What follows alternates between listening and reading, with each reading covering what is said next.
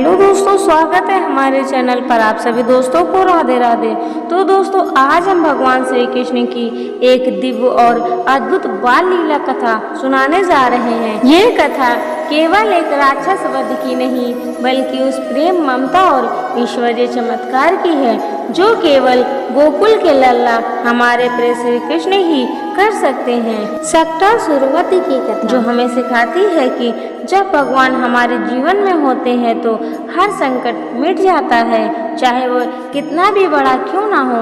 आइए श्रद्धा, भक्ति और प्रेम भाव से इस कथा को सुनते हैं। श्री कृष्ण की बाल लीलाओं में से एक अमूल्य रत्न सक्टासुर वध की लीला। जब भगवान श्री कृष्ण ने धरती पर अवतार लिया तब उनका जन्म मथुरा की कारागार में हुआ।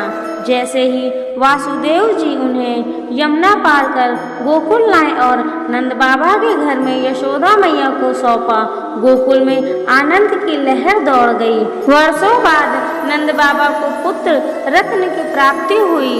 पूरे गांव में उत्सव हुआ, ढोल नगाड़े बजे, मिठाइयों का वितरण हुआ। नंद बाबा ने स्वर्ण आभूषण और 1 लाख गायों का दान किया। गोपियां दर्शन को आईं। श्री कृष्ण के अनुपम सौंदर्य को देखकर सबकी निगाहें उन्हीं पर टिक गई। जो एक बार दर्शन करता वो हट ही नहीं पाता। कोई गाल सहलाता, कोई पाँव छूता, कोई पालना झुलाता। कुछ समय बाद जब श्री कृष्ण केवल 3 महीने के थे, एक दिन वह आंगन में पालने में सो रहे थे।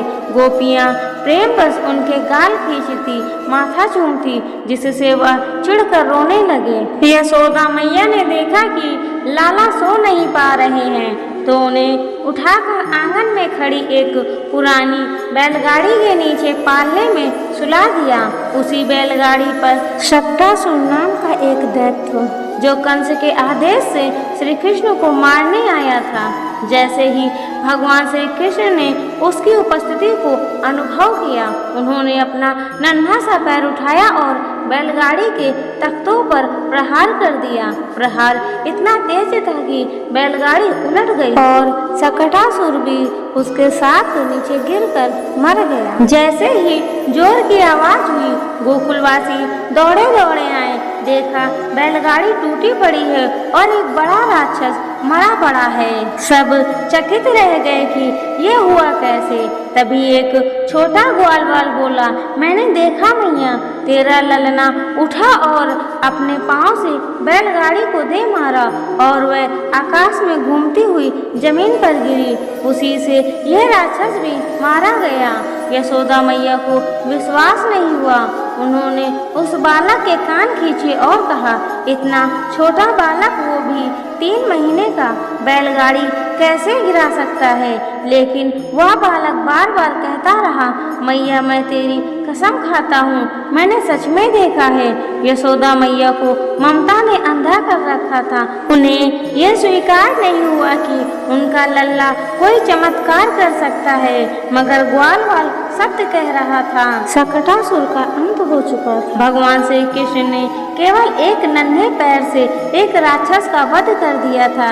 ये राक्षस केवल एक दैत्य नहीं था, बल्कि प्रतीक था उन सारे संकटों का जो एक साधारण जीवन में बार बार आते हैं। जब श्री कृष्ण हमारे जीवन में आते हैं तो हर संकट ऐसे ही पल में समाप्त हो जाता है, बिना शस्त्र, बिना युद्ध। यह वही बालक जिसे आज भी हम लड्डू गोपाल कहकर पूजते हैं, वही जो माखन चुराता है पर मन भी हर लेता है, वही जिसने बाल काल में ही राक्षसों को हराकर धर्म की स्थापना की थी। तो दोस्तों, ये वीडियो कैसी लगी? अगर वीडियो अच्छी लगी हो तो वीडियो को लाइक करें, चैनल को सब्सक्राइब कर लें। मिलते हैं ऐसे ही नेक्स्ट वीडियो में। तब तक के लिए आप सभी दोस्तों को राधे राधे।